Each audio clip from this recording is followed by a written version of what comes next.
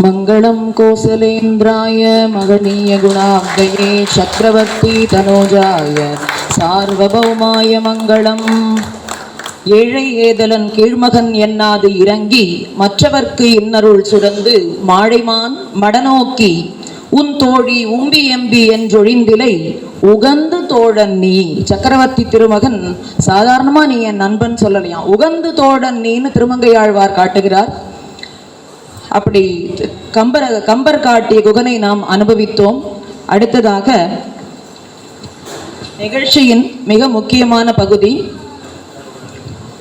கலியன் பிள்ளைத்தமிழ் என்ற நூலை படைத்த திருமலை அனந்தாழ்வான் சுவாமியினுடைய திருக்குமாரரான ஸ்ரீபூவே அக்காரக்கனி ஸ்ரீநிதி சுவாமி அவர்களை தலைமையுரையாற்ற கோவில் மகாகவி கம்பன் முற்றத்தின் சார்பாக அழைக்கிறோம். ஸ்ரீராம ராம ராமேதி ரமே ராமே மனோரமே சஹஸ்ரநாம தத்துல்யம் ராமநாம வரானனே. ஆபதாம் அபஹர்த்தாரம் தாதாரம் சர்வசம்பதாம் லோகாபிராமம் ஸ்ரீராமம் பூயோ பூயோ நமாம்யஹம். கோயில் மகாகவி கம்பன் திருமுற்றத்திலே உங்கள் அனைவரையும் சந்திப்பதில் பெருமகிழ்ச்சி அடைகிறேன். திருவரங்கன் திருமுற்றத்தினுடைய ஒரு கிளை முற்றம் என்னலாம் படியான கோவில் மகாகவி கம்பன் திருமுற்றம். நம்முடைய ஆச்சாரியர்களிடத்திலே ஆழங்காற்பட்டிருந்தவர்ங்கிற பெருமைக்கு உரியவர் கம்பர். அவர் கோவில் மகாகவின்னு கொண்டாடப்படுகிறார். கம்பராமாயணத்தை இயற்றி இருக்கிறாருங்கிறதுனாலே அப்பெருமையை அடைந்தவர் அல்லர் அவர். ஆழ்வார்களுடைய அருளிச் செயல்களாம் ஈரத்தமிழிலே ஆழங்காற்பட்டிருந்தவருங்கிறதுனாலேயே அவர் மகாகவியாக போற்றப்படுகிறார். நம்மாழ்வாரிடத்திலே அளவற்ற காதல் அவருக்கு உண்டு. ஷடகோபர் அந்தாதின்னு பாடியிருக்கிறார்.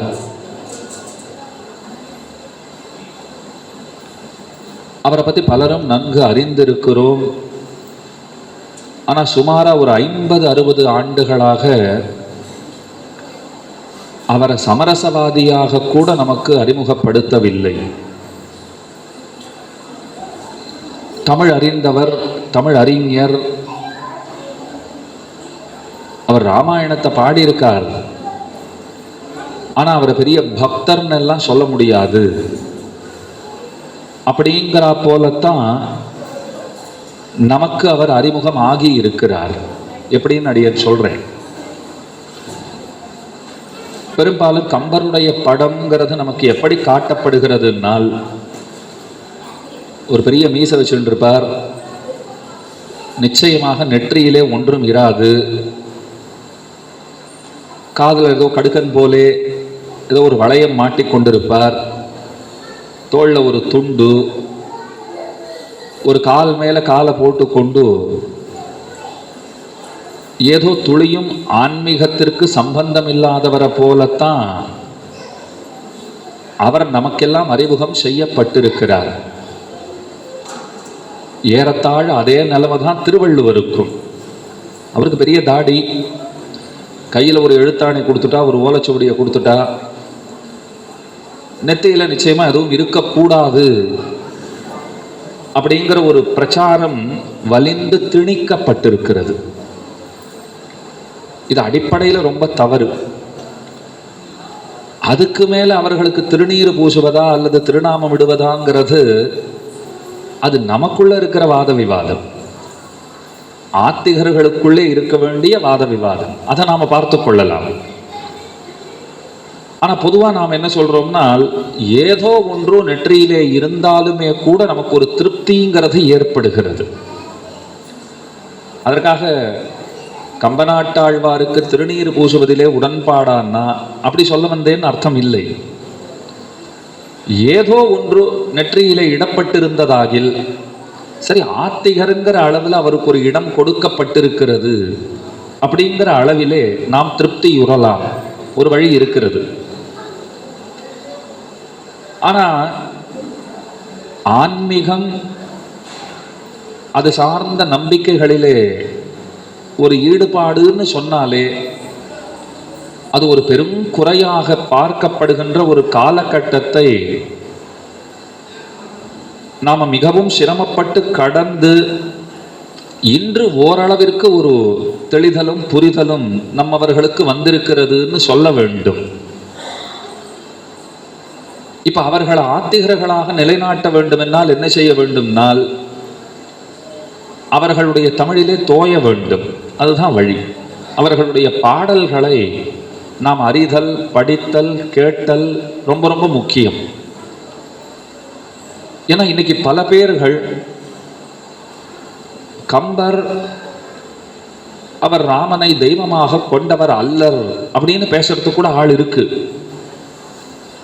ஆனா உண்மை என்னன்னு சொன்னா, வால்மீகிய காட்டிலும் வால்மீகி கூட பகவானை ஒரு மனிதனாக காட்டுவதற்கு முயன்ற இடங்கள் உண்டு. ஆனா கம்பர் உறுதியாக அவன் பகவான் தான்கிறத வாய்ப்பு கிடைத்த இடங்களில் எல்லாம் நிரூபிக்கிறார்.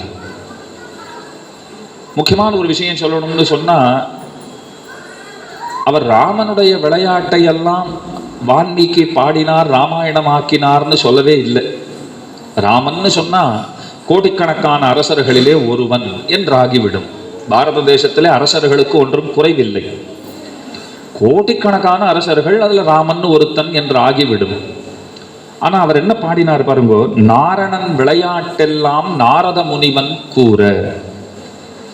நாரணன் விளையாட்டெல்லாம்னு ஆரம்பிச்சார். என்னைக்குமே ஸ்ரீ வைஷ்ணவர்கள் பிரமாணங்களின் வழி, சான்றுகளின் வழி செல்பவர்கள்ங்கிறது தான் அவர்களுக்கு இருக்கிற ஏற்றம், ஒரு தனிச்சிறப்பு. சான்றுகள் என்ன சொல்கிறதோ அதை அடியொற்றித்தான் பேசுவார்கள். பிரமாணம் இப்படி இருக்கு, அதனால இதுதான் சரி என்று வாதிடுகிறவர்கள், பிரமாணங்களின் வழி செல்பவர்கள். அது இந்த இடத்துல நல்லா புரியும் பாருங்க. நாரணன் விளையாட்டெல்லாம் நாரத முனிவன் கூற. நாரதர் இடத்துல தான் கேட்கிறார், வால்மீகி கேட்கிறார். கோன்வஸ்மின் சாம்பிரதம் லோகே குணமான் கஷ்ட வீரியமானு ஆரம்பிச்சு ஒரு 16 திருக்குணங்களை சொல்லி, இந்த 16 திருக்குணங்களோட கூடியவன் தற்காலத்தில் உள்ளவன் எவன்னு கேட்கிறார். ஒரு குணத்துக்கு ஒருத்தர் காட்டுறதுங்கிறது கூடாது. இவர்கிட்ட இந்த குணம் இருக்குப்பா, ஆனா நீ 4வதா ஒன்று கேட்டியே, அது இவர்கிட்ட இல்லை, அது அவரெண்டதான் இருக்கு, ஆனா 2வதான குணம் அவர்கிட்ட இல்லை, அப்படி சொல்லக்கூடாது. இல்லை இல்லை, இந்த 16 குணங்களோட ஒருவன் ஒரு 1000 ஆண்டுகளுக்கு முன்பு இருந்தான் அப்படின்னு சொல்லாதே. இனி ஒரு 250 ஆண்டுகள் கழித்து ஒருவன் 16 குணங்களோட கூடியவனாக வருவான் அப்படின்னு சொல்லாதே. 16 குணங்களும் ஒருத்தரிடத்துலயே இருக்கணும். அதுல பாருங்க, கோபத்தை வென்றவன் யாருன்னு ஒரு கேள்வி, எவனுக்கு கோபமே வராதுன்னு ஒரு கேள்வி. இந்த ரெண்டுத்துக்கும் விடையா ஒருத்தரைத்தான் சொல்லணும். கோபத்தை வென்றவராகவும் ஒருத்தர் தான் இருக்கணும், கோபம் வராதவராகவும் அவரையே தான் காட்டணும்னா, நாரதர் இடத்துல நாம் இருந்திருந்தோம்னா சரி ரொம்ப முத்தி போயிடுத்து போல் இருக்கு அப்படின்னு அவரை பார்த்து முடிவு கட்டிருப்போம். உடனே நாரதர் ரொம்ப அழகா என்ன பண்ணிவிட்டார், கேள்விகள் கேட்கப்படும் போதே அவருக்கு விடை நினைவிற்கு வந்து விட்டது. அது என்ன நினைவிற்கு வருகிற விடையா? எப்போதும் அவர் நவில்கின்ற விடை அது, எப்போதும் அவர் நினைக்கின்ற ஒரு விடை அது, உள்ளத்துள் ஊறிய தேன் அது. ஆனா அவரால் அதை சொல்ல முடியலையா. இதை ரொம்ப அழகா சொல்லுவா. அவர் உடனே என்ன பண்ணிட்டார், நீ கேட்டுட்டப்பா, நான் பதில் சொல்லணும், முதலிலே நான் உளனாகிறேன்னார், என்னை காப்பாத்திக்கிறேன்னாராம். நான் என்னை முதல்ல காப்பாத்திக்கிறேன். இது திருவரங்கத்தை சேர்ந்தவர்களுக்கு தனிப்பட சொல்ல வேண்டிய அவசியம் இல்லை. என மாயோனை மனத்தூணே பத்து நின்று வாயார வாழ்த்துகின்ற பெருமை படைத்தவர்கள் நீங்கள். இன்னைக்கு கார்த்தால கூட போய் பெருமாளை சேவிச்சுட்டு வந்தேன். அடியனுடைய தமையனார் ஸ்தானத்தில் இருக்கிறவர் நம்முடைய ஸ்ரீமத் வேதமார்க்க பிரதிஷ்டாபனாச்சாரிய உபய வேதாந்தாச்சாரியரான புத்தூர் ரகுராமன் சுவாமி அடியனுக்கு தமையனார் போன்றவர். அவர் முதல்ல இருந்தே இந்த கோயில் மகாகவி கம்பன் திருமுத்தத்திற்கு அவர் நிகழ்ச்சிகளை நடத்தும் போதெல்லாம் வரணும்னு கூப்பிட்டுட்டே தான் இருந்தார். சில சந்தர்ப்பங்களில் வர முடியல. இதற்கு முன்பு நடந்த நிகழ்ச்சிகளிலே இந்த சமயம் வரணும்னு உடனே சரி, பெரிய பெருமாளையும் திருவடி தொழுவதற்கு ஒரு நல் வாய்ப்பு, அதுதான் முக்கியமான காரணம். இங்கே வந்தோம்னா பல அன்பர்களை சேவிக்கிற பாக்கியம் கிடைத்தது. மதுரை பேராசிரியர் வந்திருக்கிறார், ஜெகநாதன் சுவாமி அவர்கள், அவரை சேவிக்கிற பாக்கியமும் கிடைச்சிது. இது பாருங்க, கோவில் மகாகவி கம்பன்னு சொல்கிறோம். ஸ்ரீரங்கநாதனுக்கு முதல்ல ஜெகநாதன்னு தான் திருநாமம். திருவரங்கத்திற்கு வருவதற்கு முன்பு ஸ்ரீரங்கநாதனுக்கு என்ன திருநாமம்னா ஜெகநாதன்னு தான் பேர். விபீஷணனுக்கு ஜெகநாதனை சக்கரவர்த்தி திருமகன் ரகுராமன் பரிசளித்தான். அதனால் இங்கே வந்தால் வாழ்த்துறை முதல்ல ஜெகநாதன் சுவாமி, நிகழ்ச்சியை நடத்துகிறவர் ரகுநாதன் சுவாமி. ஆராத்திய தேவதையாக இருக்கிறவர் ஜெகநாதன், ஆராதகராக இருக்கிறவர் ரகுராமன். அடியனுடைய இயற்பெயர் ராமானுஜன் என்பது. ஆற்றில் கூப்பிடுற பேர் தான் ஸ்ரீநிதி. அது முதல் தடவை சுமார் 25 ஆண்டுகளுக்கு முன்பு உபன்யாசம் பண்ண ஆரம்பிக்கிறப்போ ஸ்ரீமத் வேதமார்க்க பிரதிஷ்டாபனாச்சாரிய உபய வேதாந்தாச்சாரியரான கேபி தேவராஜன் சுவாமி அவர் ஒரு இடத்துல உபன்யாசம் சொல்லுன்னு நியமித்தார். பத்திரிகையில் அவராகவே அக்காரக்கரி ஸ்ரீநிதின்னு போட்டுவிட்டார். அப்போ எங்கள் பாட்டி இருந்தா, எங்கள் பாட்டி கீர்த்திமூர்த்தி காஞ்சி மகாவித்வான் பிரதிபாத பயங்கரம் சுவாமியினுடைய திருக்குமாரத்தி. எங்கள் பாட்டி பத்திரிகை பார்த்துட்டு அத்தனை சந்தோஷப்பட்டா. ஆனால் பெருங்குறை பாட்டிக்கு அது ஏன் ராமானுஜன்னு போடாமல் ஸ்ரீநிதின்னு போட்டிருக்கு அப்படின்னு கேட்டா ஒரு கேள்வி. ஆனால் அது பிரசித்தமாக அப்போலேருந்து ராமானுஜன்னு கூப்பிட்டா திரும்பி பார்ப்பேன் நான் கூட தெரியாது. ஆனால் நீங்கள் செக் ஏதாவது கொடுக்குறதா இருந்தால் ராமானுஜன் தான், அதை இப்போவே சொல்லிட்டேன். அதனால ஸ்ரீநிதிங்கிறது ஆற்றுல வச்ச பெயர் தான். அப்போ பேச வந்தவன் ராமானுஜன்னா ராமனுக்கு தம்பிங்கிறது தானே பொருள், ராமனுக்கு பின் பிறந்தவன்கிறது பொருள். இப்போ ஜெகநாதன் என்ன, ரகுராமன் என்ன, ராமானுஜன் என்ன, தமையனார் போன்றவர்னு வெறுமை சொல்லலை. அவர் ரகுராமன், அடியன் ராமானுஜன். அதனால தான் அந்த வார்த்தையை அடியன் விண்ணப்பித்தேன். அதனால் பெரிய பெருமாளை சேவிக்க இன்னைக்கு கார்த்தால ஒரு வாய்ப்பு கிடச்சிது, போயிட்டு வந்தேன்.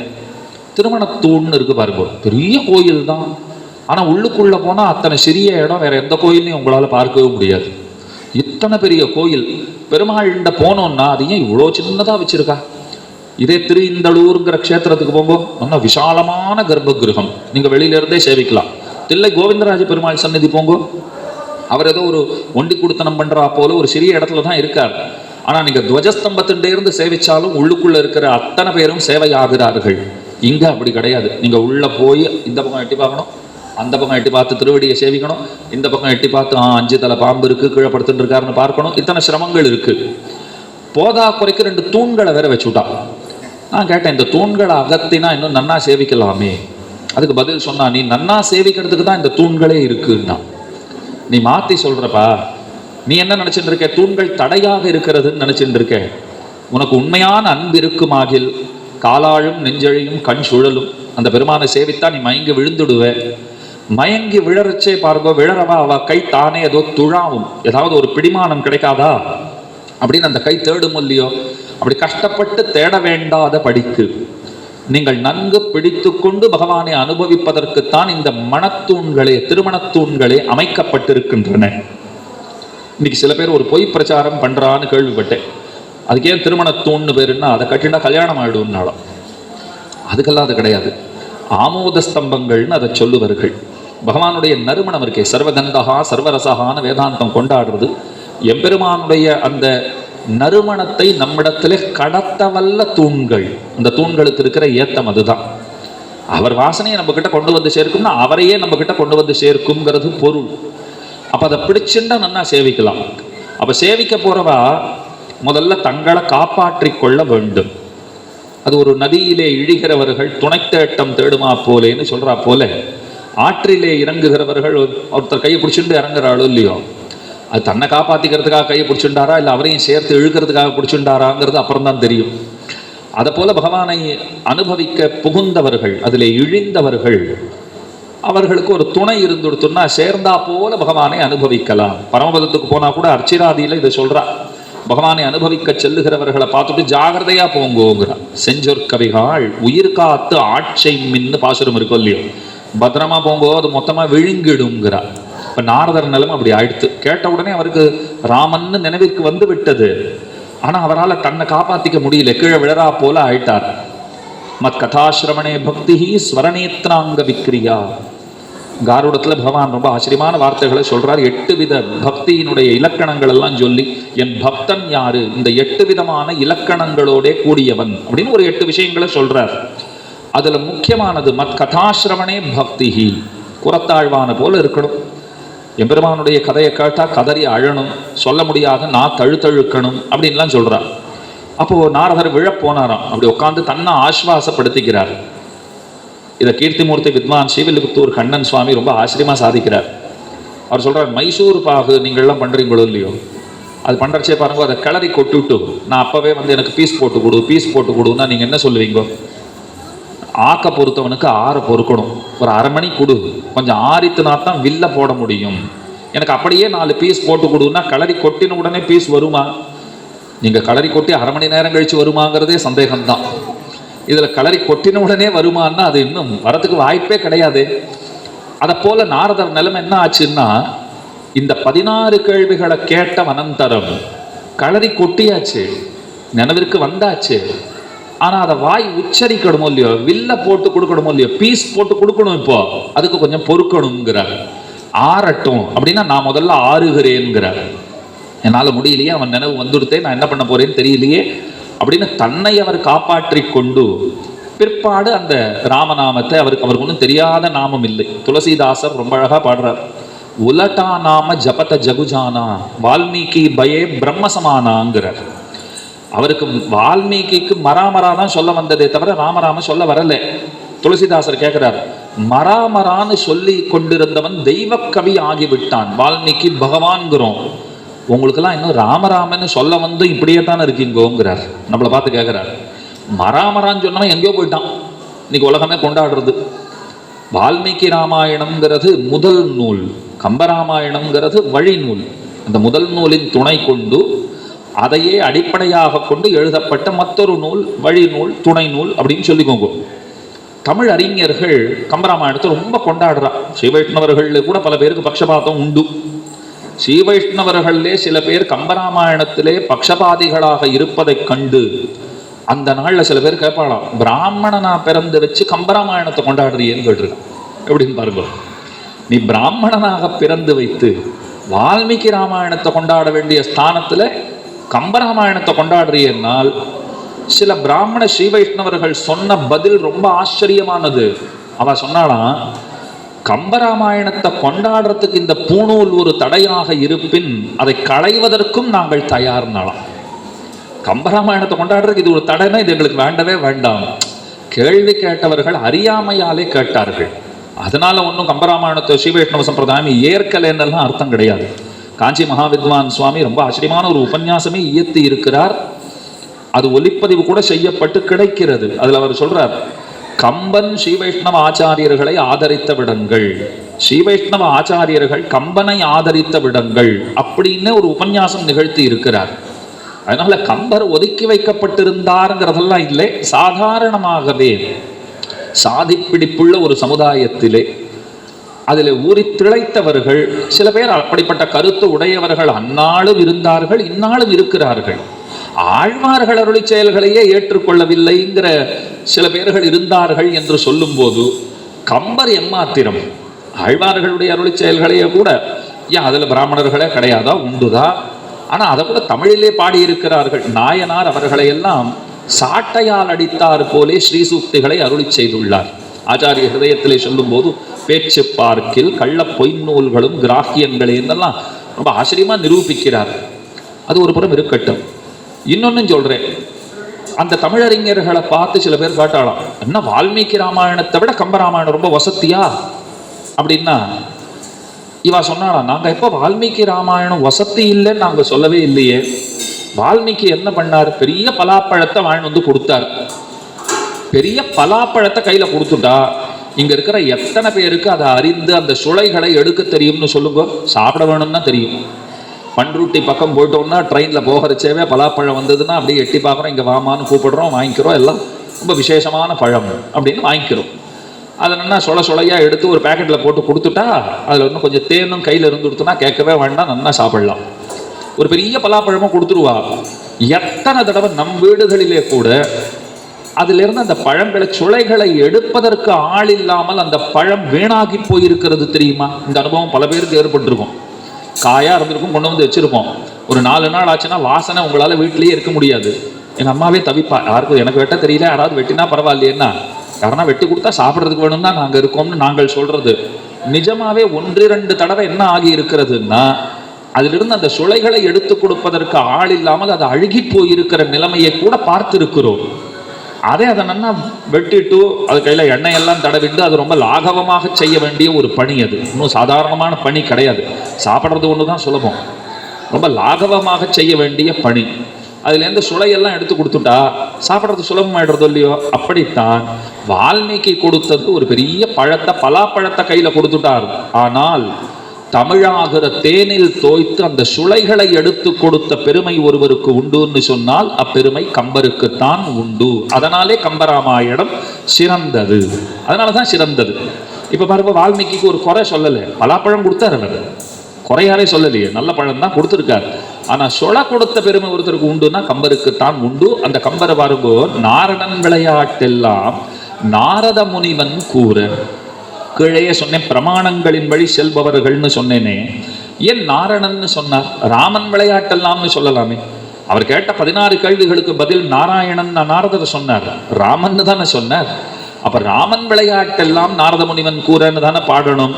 இங்க பிரமாணம் என்னன்னா, சஹி தேவைஹி உதீர்ணஸ்ய ராவணஸ்ய வதார்த்திபிஹி அர்த்திதோ மானுஷே லோகே ஜக்ஞே விஷ்ணு சனாதனஹாங்கிற முக்கியமான பிரமாணம்.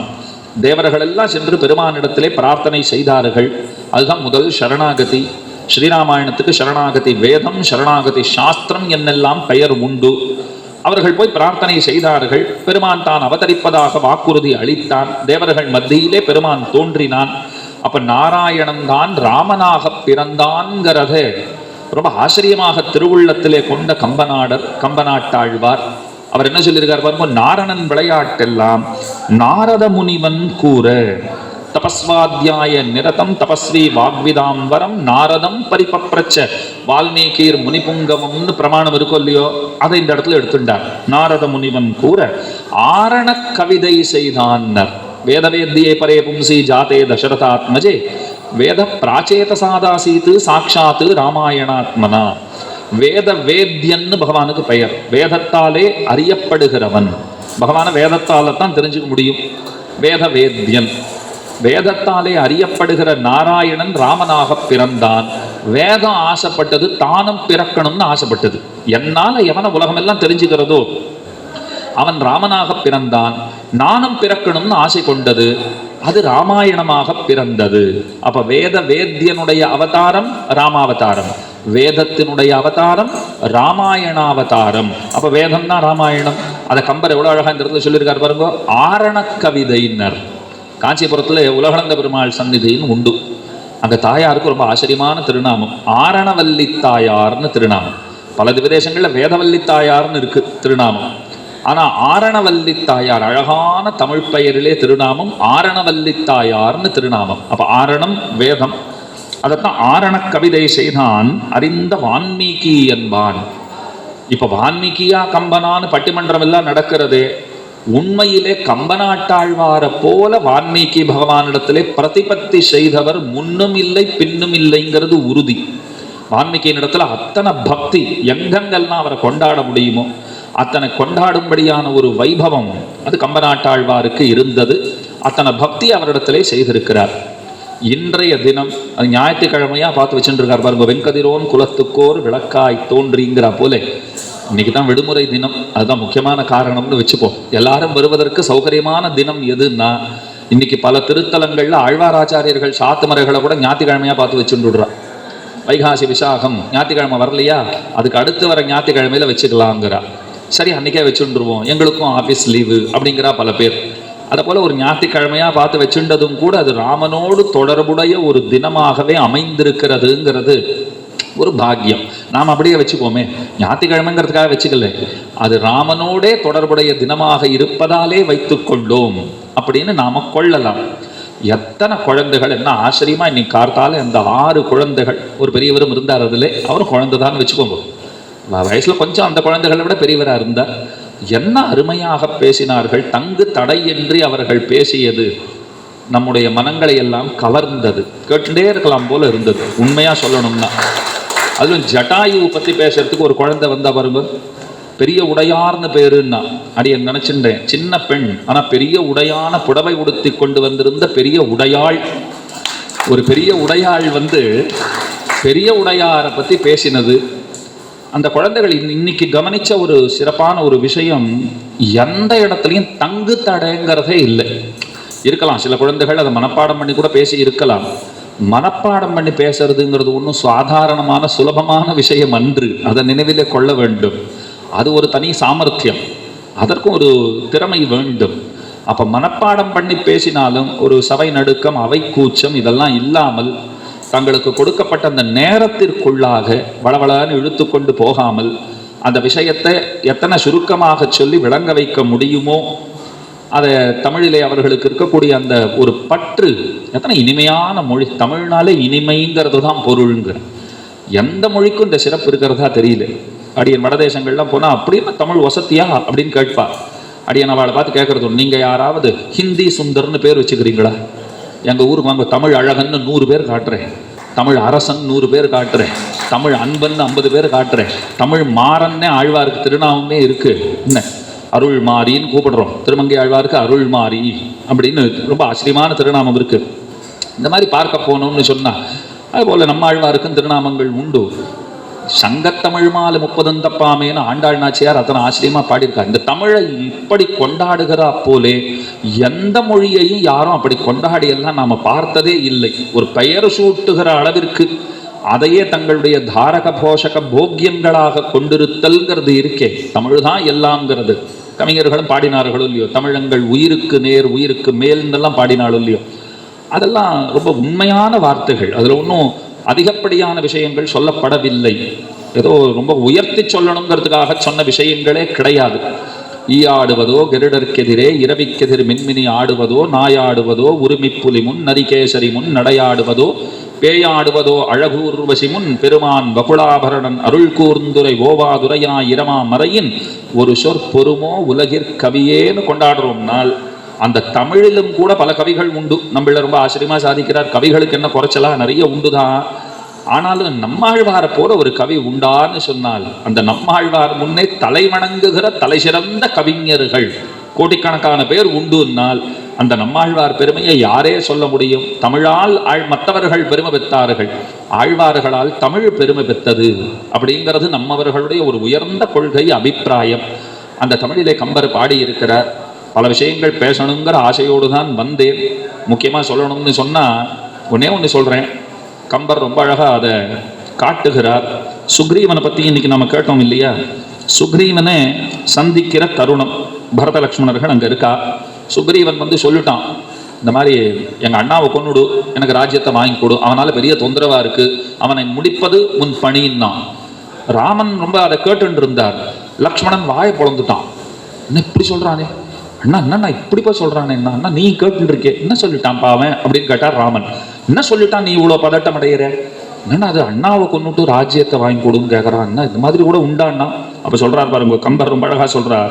எத்தாயர் வயிற்றினும் பின்பிறந்தார்கள் எல்லாம் ஒத்தால் பரதன் பெரிது உத்தமன் ஆதல் உண்டோ. நீ பரதனை பார்த்து வளர்ந்தவன் எல்லாரும் பரதநாட்டம் இருப்பான்னு நினச்சிட்டு இருக்கப்பா. பரதன் ஒருத்தன் தான் பரதநாட்டம் இருப்பான், எல்லாரும் அப்படி இருக்க மாட்டா.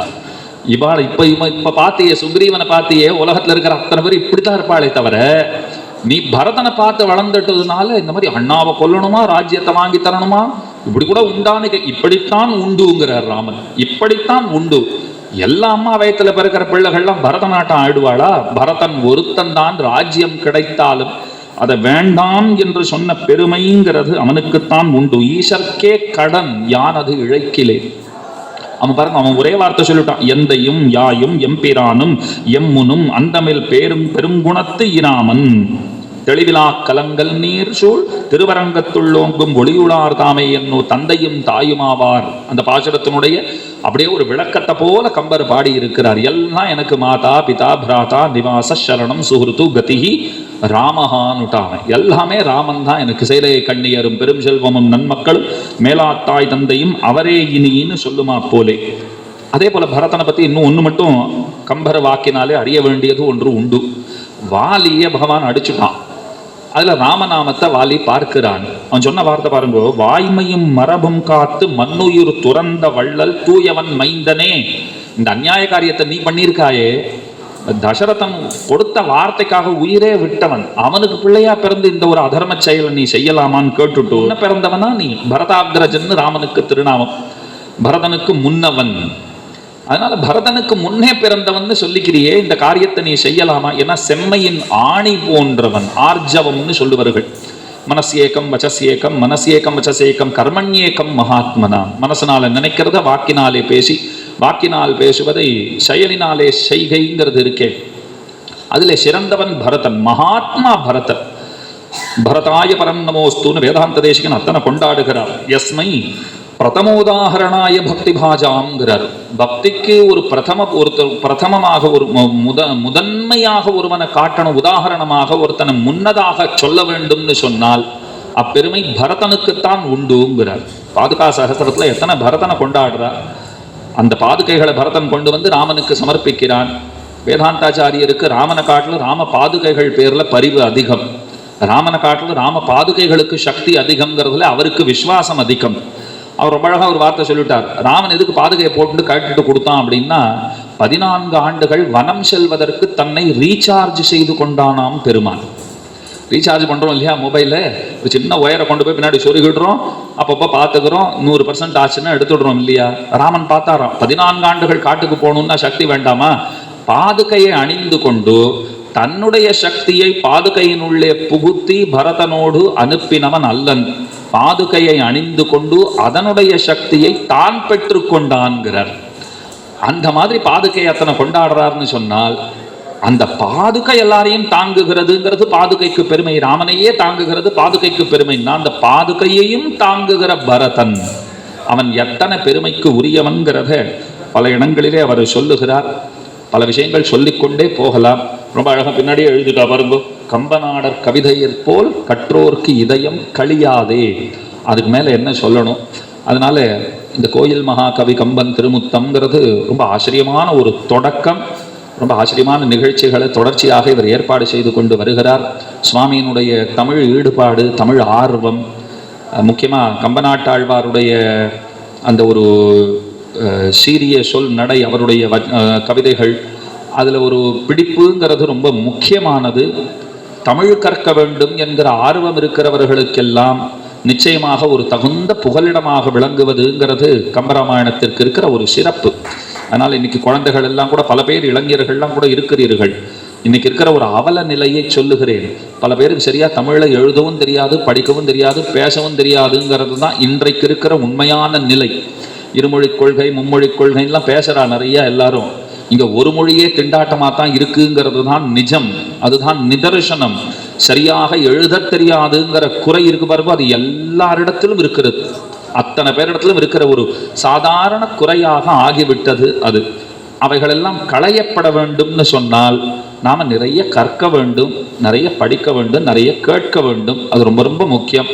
அதனால ஏதோ இந்த பேச்சு போட்டி போல இந்த இடத்துல சில குழந்தைகள் வந்து பேசினார்கள், அதற்கு தயார் செய்து கொள்வதற்காக கொஞ்சம் படித்தேன் என்று இல்லாமல், இன்னைக்கு பேசின குழந்தைகளை பார்த்து ஒரு வார்த்தை சொல்றேன், உங்களுக்கு நன்றாக தமிழ் வருகிறது, அது பெரிய வரப்பிரசாதம், அதை புரிந்து கொள்ளுங்கள். ஆனா ஏதோ ஒரு நாள் கூப்பிட்டாங்கிறதுக்காக ஒரு பக்கத்தை படிச்சுட்டு போய் பேசுவதற்காக அதை அப்படியே அதை மூடி வைத்துக் கொள்ளாமல், அந்த திறமையை அப்படியே அடக்கி வைத்துக் கொள்ளாமல், நீங்கள் எப்போதும் தமிழிலே திளைத்திருக்க வேண்டும். நிறைய படியுங்கள். நிறைய பேர் பல ஆராய்ச்சி கட்டுரைகளை எல்லாம் எழுதியிருக்கிறார்கள். பல பேராசிரியர்கள் முதலும் முடிவுங்கிற பேர்ல, ஞானசம்பந்தன் அவர்கள் ரொம்ப ஆச்சரியமா கம்பராமாயணத்தை வால்மீகி ராமாயணத்தோட ஒப்பிட்டு, அதே போல கம்பநாடர், புதிய வெளிச்சம், நிறைய புத்தகம், கம்பரை பற்றி ஒரு புத்தகங்களுக்கு குறையவே கிடையாது.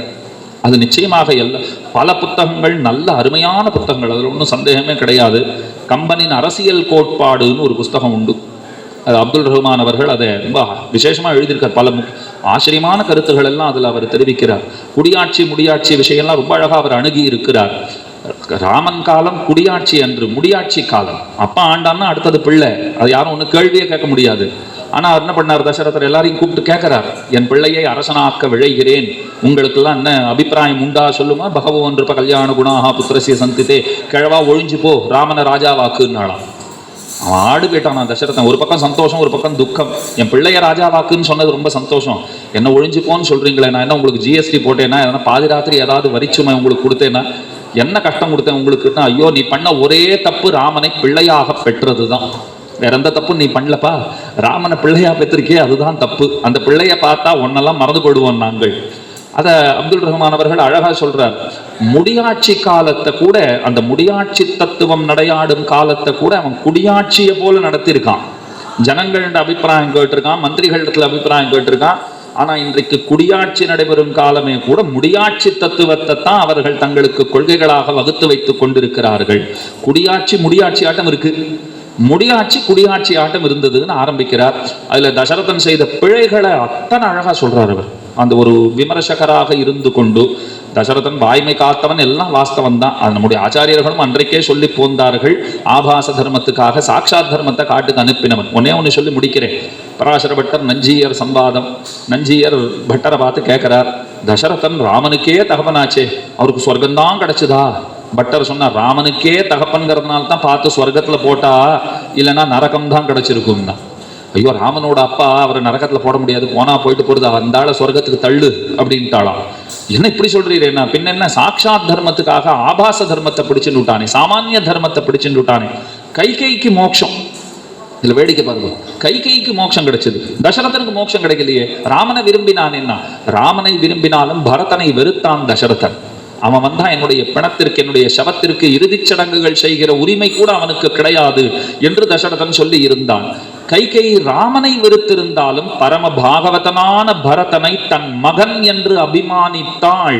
ஸ்ரீவைஷ்ணவ சம்பிரதாயத்தினுடைய ஒரு அடிப்படை சித்தாந்தம் இதுதான். நீங்க பகவானை வெறுத்தா நன்னா வெறுத்துக்கோங்க, பகவான் கவலையே பட மாட்டார். பாகவதர்களிடத்துல அன்போடு இருப்பீர்களாகில், கைகை ராமனை வெறுத்தாளாகிலும் பரதனை தன் மகன் என்று அபிமானித்தாள். அதுவே காரணமாக நற்கதி அடைந்தாள். இந்த மாதிரியான உயர்ந்த கருத்துக்களை இங்கனம் ஸ்ரீராமாயணத்தை ஸ்ரீ வைஷ்ணவர்களைப் போலே ஆராய்ந்து, அந்த நுண்மான் நுழைப்புலத்தோட அதை ஆராய்ச்சி பண்ணி அந்த அர்த்த விசேஷங்களை வெளியுலகிற்கு எடுத்து சொன்னவர்கள் என்று இன்னொருத்தரை நம்மால காட்டவே முடியாது. தசரதனுக்கு ஸ்வர்க்கம்தான், கைகைக்கு மோட்சம்னா அதுக்கு பின்ன இருக்கிற காரணம் எத்தனை சுவையான காரணம்னு பாருங்கள். அதனால நமக்கு வால்மீகி ராமாயணம் கிடைச்சிருக்கு, கம்பராமாயணம் கிடைச்சிருக்கு. வடமொழி ஆர்வம் உங்களுக்கு இருக்குமாகில் துளசி ராமாயணத்தையும் அவசியமாக படியுங்கள்.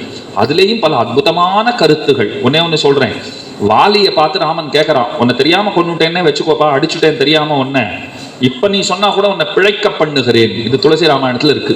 இப்ப சொன்னா உன்னை நான் பிழைக்க பண்றேன். அவன் அழகா வார்த்தை சொல்றான், நான் என்ன பைத்தியக்காரனா தெரியறேனா உனக்குன்னு கேட்கறான். வாலி கேட்கறான், என்ன பார்த்தா பைத்தியக்காரனா தெரியறதா? கற்பக மரத்தை பிடுங்கிட்டு சப்பாத்தி கள்ளியை எவனாவது நடுவானான்னு கேட்கறான். மோட்சம் போயிட்டு இருக்கேன் நானு, நீ என்னை தடுத்து நிறுத்தி இங்கேயே வைக்கலான்னு பாக்குறியா? நீ உன் கையால் அடிப்பட்ட எனக்கு நேரே நற்கதிங்கிறது எனக்கு தெரியும். மோட்சம் போறவனை பிடிச்சு நீ நிறுத்துறது எப்படி இருக்குன்னா, கற்பக மரத்தை பிடுங்கி எரிஞ்சுட்டு இந்த சப்பாத்தி கள்ளி அங்க நடுப்பா அப்படின்னு நான் ஒருத்தன். இதை துளசிதாசர் பதிவு செய்கிறார். அதே போல ஹனுமான் லங்கைக்கு போறச்சே முதல்ல விபீஷணன் வீட்டுக்கு போறாருன்னு எழுதுறார் அவர். இது கம்பராமாயணத்திலேயோ வால்மீகி ராமாயணத்திலேயோ உங்களுக்கு காண கிடைக்காது. முதல்ல விபீஷணன் வீட்டுக்கு போறார். அது காரணம் சொல்றார் அவர். ஒரு பாகவதன், அங்க இருக்கிற ஒரு பாகவதனுடைய அபிமானத்தை சம்பாதித்தால் மட்டும்தான் இவர் போகிற காரியம் வெற்றிகரமாகுங்கிறத காரணமா சொல்றார். சீதையை போய் பார்க்கணும்னு இருக்கோ இல்லையோ, கம்பர் ரொம்ப அழகா அதையும் சொல்றார். திரும்பி வரச்சே சீதை இவர் சுவாமி ஆச்சரியமா சாதிச்சாரு இல்லையோ, வந்த உடனே அந்த திக்கு நோக்கி சேவித்தான்னு சொன்னார் இல்லையோ. அதே போல அத்தனை பெரிய காரியத்தை சாதித்து வந்த ஹனுமன் தான் இதை செஞ்சேன் அதை செஞ்சேன், சிம்மிக்கை லங்கினி இதெல்லாம் அவர் மைனாகம் இதெல்லாம் சொல்லவே இல்லை. அன்னை உங்களுக்கு எல்லாம் வாழ்த்து சொன்னாள்ங்க. அதுலயே எல்லாம் முடிஞ்சு போச்சு பாருங்க. நான் பார்த்தேன் அங்க இப்படி இருக்கா அப்படி இருக்கா அதெல்லாம் பேச்சே கிடையாது. அன்னை உங்களுக்கு எல்லாம் வாழ்த்து சொன்னாள்னா என்ன அர்த்தம்? அவ சௌக்கியமா இருக்கான்னு அர்த்தம். நான் பார்த்தாச்சு அங்க இருக்கிறாள்னு அர்த்தம். இப்படி பல கருத்துகள் நமக்கு வால்மீகி ராமாயணத்தில் நின்றும், கம்பராமாயணத்தில் நின்றும், துளசி ராமாயணத்தில் இருந்தும், காஞ்சி மகாவித்வான் சுவாமி அபூர்வ ராமாயணம் என்ற ஒரு ஆச்சரியமான ஒரு விருந்து படைத்திருக்கிறார். அதை அவசியமாக நீங்கள் எல்லாம் படிக்க வேண்டும். அந்த மாதிரி ராமாயணத்தை எத்தனை பெரியவர்கள் அவர்களுடைய அறிவு புலமையை கொண்டு அவர்கள் அணுகி பல அர்த்த விசேஷங்களை நமக்கு கொடுத்திருக்கிறார்கள். அதனால இந்த நாவலம் பெரிய தீவினில் நமக்கார் நிகர் அப்படின்னு சொல்லும்படியான ஒரு பாக்கியத்தை நாம் பெற்றிருக்கிறோம். இன்னைக்கு இந்த குழந்தைகள்லாம் பேசின அளவுக்கு கம்பராமாயணத்தில் அத்தனை பாடல்களை மனப்பாடமாக கற்றவன் அல்லேன், அடியேன் மனப்பாடமாக சொல்ல வல்லவன் அல்லேன். இருந்தாலும் சுவாமியினுடைய அந்த அபிமானத்துக்கு பாத்திரபூதன்கிறதுனாலே அவர் ஆசையோடு வர வேண்டும்னு நியமித்ததே காரணமாக இன்றைக்கு இந்த இடத்திலே கலந்து கொள்ளும்படியான பேத்தினை பெற்றேன். அதிகப்படியாக 5-10 நிமிஷங்கள் எடுத்துக்கொண்டிருந்தேன். ஆகில் க்ஷமித்தருள பிரார்த்தனை. பொறுமையோடு கேட்டுக்கொண்டிருந்த உங்கள் அனைவர்களுடைய திருவடியினை தாமரைகளிலும் அடியனுடைய பிரணாமபூர்வகமான கிருத்தஜதானுசந்தானத்தை சொல்லிக்கொண்டு, கிருத்தஜதானுசந்தானம் பிரணாமங்கள் இவற்றை சமர்ப்பித்து கொண்டு அடியன் குத்தம் குறைகளை பொறுத்தருளை கேட்டுக்கொண்டு அமைகிறேன். மங்களம் கோசலேந்திராய மகனீய குணாப்தயே சக்கரவர்த்தி தனூஜாய சார்வபௌமாய மங்களம். ஸ்ரீமதே ரம்யஜாமாத்ரு முனீந்திராய மகாத்மனே ஸ்ரீரங்கவாசினே பூயாத் நித்யஸ்ரீஹி நித்யமங்களம். அடியேன் ஸ்ரீமதே ராமானுஜாய நமகா. தேனும் பாலும் கண்ணலும் அமுதுமாகி தித்தித்தே என்ற ஆழ்வாரின் வாக்குப்படி இன்று நாம் சுவாமியின் சொற்பொழிவை கேட்க பெற்றோம். சுவாமி எழுந்தருளியிருந்து குழந்தைகளை மங்களாசாசனம் செய்வது நாம் செய்த பாக்கியம். சுவாமியின் திருக்கைகளாலே குழந்தைகள் பரிசு பெறவிருக்கிறார்கள். கம்பராமாயணம் ஒப்புவித்தல் போட்டி A பிரிவு, அதாவது 6வது 7வது 8ஆம் வகுப்பு. முதல் பரிசு அவ்யுக் சேது மாதவன், அந்த பையன் வரல. 2வது பரிசு அனிருத் ராமானுஜம்.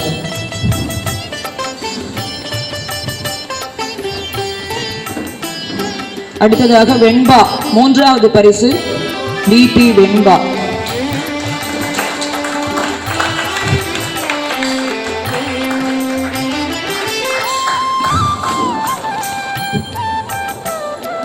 முதல் பரிசு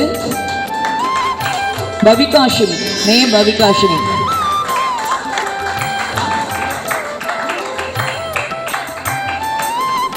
இரண்டாம் பரிசு மாலோலன் தேவராஜன், முன்னாடி வரணும்.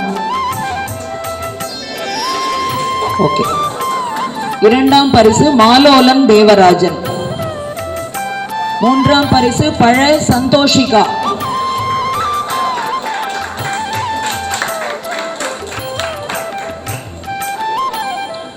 பழ சந்தோஷிகா 3வது பரிசு. அடுத்தது A பிரிவு. முதல் பரிசு ச பிரித்தி.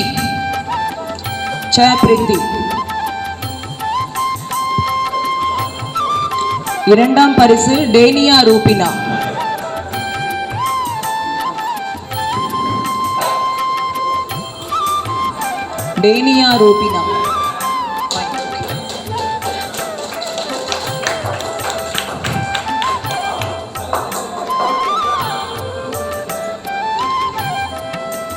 A பிரிவு ஆன்லைன் ஸ்டூடெண்ட்ஸ் முகுந்த பிரியா.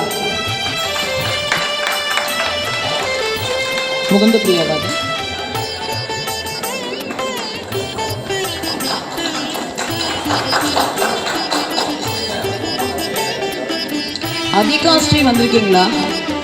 3வது பரிசு கிருஷ்ணபிரியா, கிருஷ்ணபிரியா.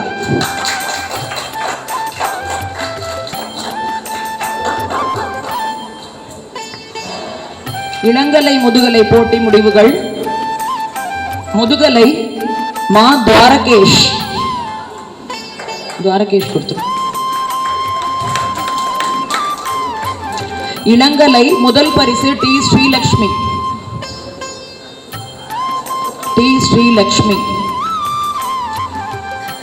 இரண்டாம் பரிசு மித்ரவிந்தா.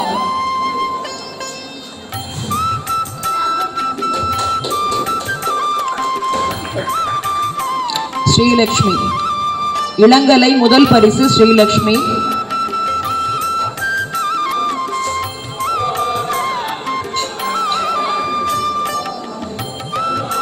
இரண்டாம் பரிசு மித்ரவிந்தா. மூன்றாம் பரிசு நரசிம்ம பிரியா.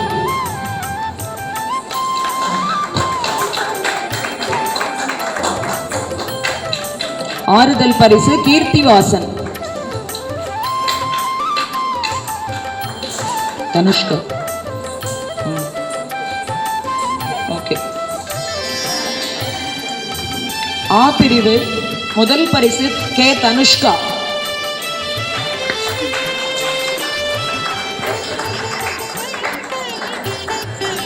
மூன்றாம் பரிசு எம் ரூபஸ்ரீ. இன்னும் குழந்தைகள் இருக்கிறார்கள், ஆனா அவெல்லாம் வரல.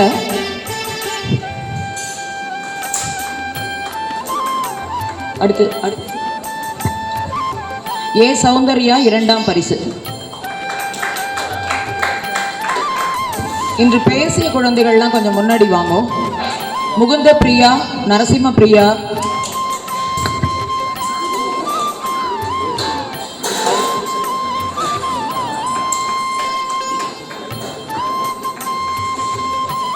மித்ரவிந்தா சின்னது, துவாரகேஷ்,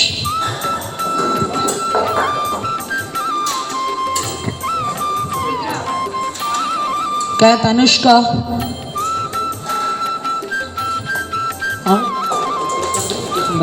தனுஷ்கா,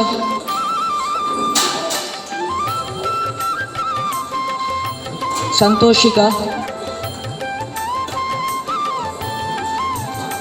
வெண்பா, வெண்பா, வெண்பா. அடுத்தது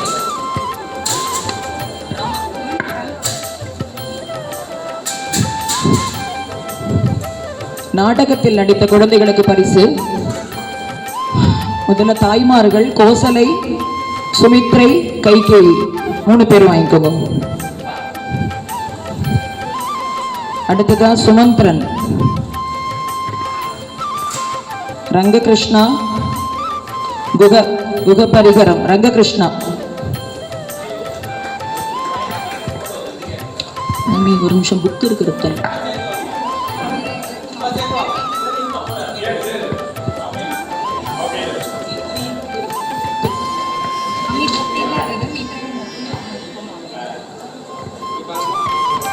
ரங்ககிருஷ்ணா,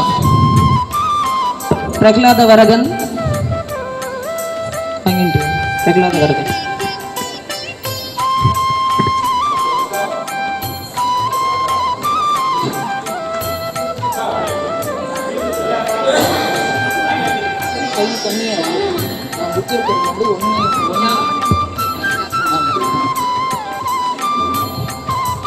யாமுனன், ரங்கநாத பிரியா வாங்கியாச்சு. யாமுனன். அத்துல் ராகவ்,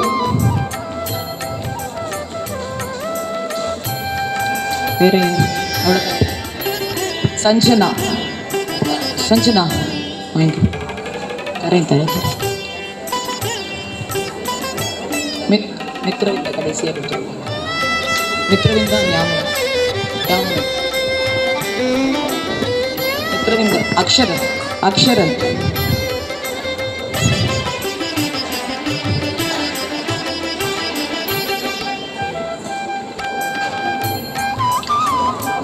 புகன் மாதாரி, மித்ரவிந்தா,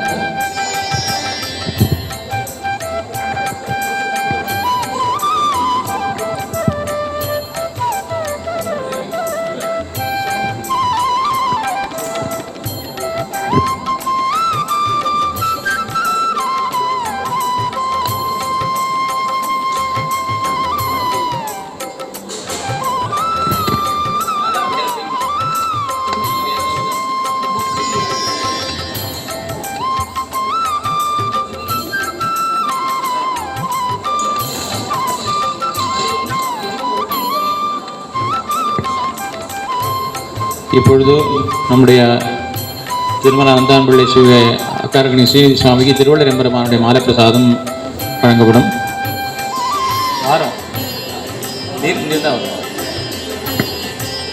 சபாக்காரர் 2 பேர் இருக்காங்க. 2 மாதம் ஆள் எடுத்து வந்துருக்கோம். எங்கேயாவது போயிட்டு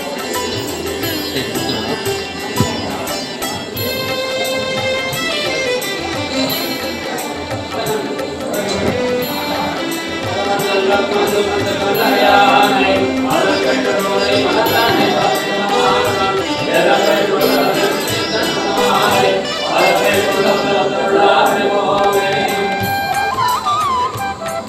நன்றியுரைக்கு முன்பாக நம்முடைய இந்த ஸ்ரீரங்கம் பாரதிய புருஷி சிவைட்ட சபையினுடைய தலைவர் மற்றும் செயலாளர் இருவரும் முன்னே வரும்படியாக கேட்டுக்கொள்கிறோம்.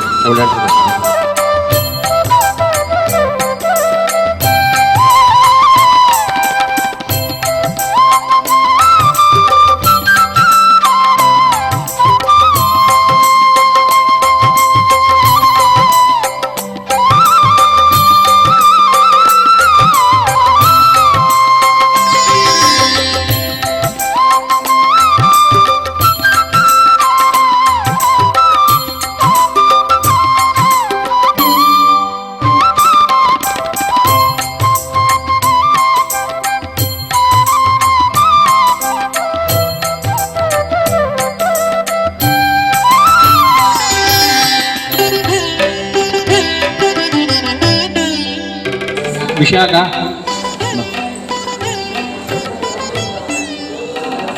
விஷாகா சரி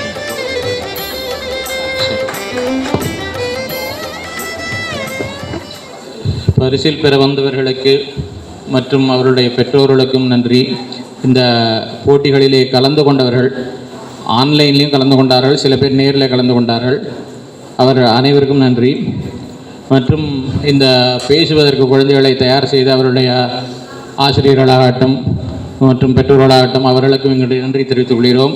நாடகத்தில் நடித்த சிறுவர்கள் மற்றும் அவர்களது பெற்றோர்களுடைய ஒத்துழைப்புக்கும் மற்றும் இந்த சபையை கொடுத்த உதவியர்களுக்கும் மைக் செட் இவற்றுக்கு உதவியர்களுக்கும் வீடியோகிராஃபர் ஐயப்பன் அவர்களுக்கும் தலிகை பரிசாரகர் சடகோபன் சுவாமி அவர்களுக்கும் நம்முடைய கூட இருந்து ஆர்கனைசிங்கில் கூட இருக்கக்கூடிய இந்த மூவரும் வரிசையாக இருக்கிறார்கள். இவர்களுக்கும் நம்முடைய நன்றி தெரிவித்துக் கொள்கிறோம். ஏன்னா சுவாமிக்கு ட்ரெயின் இன்னும் 1/4 மணி நேரம் தான் இருக்குது, நம்ம ரொம்ப நேரம் ஆகிடுத்து. இவர்கள் அனைவருக்கும் என்னுடைய நன்றி. சொல்லாதவர்கள் இன்னும் பல பேர் விட்டு போயிருக்கலாம். அனைவருக்கும் நன்றி நன்றி நன்றி நன்றி. நம் சுவாமி திருக்கரங்களாலே நம் உடன் இருக்கக்கூடிய இந்த பணியாற்றுகிற இந்த கெங்கிரவர்கள் 4 பேருக்கும் இந்த புத்தகத்தை வழங்கும்படியாக கேட்டுக்கொள்கிறேன்.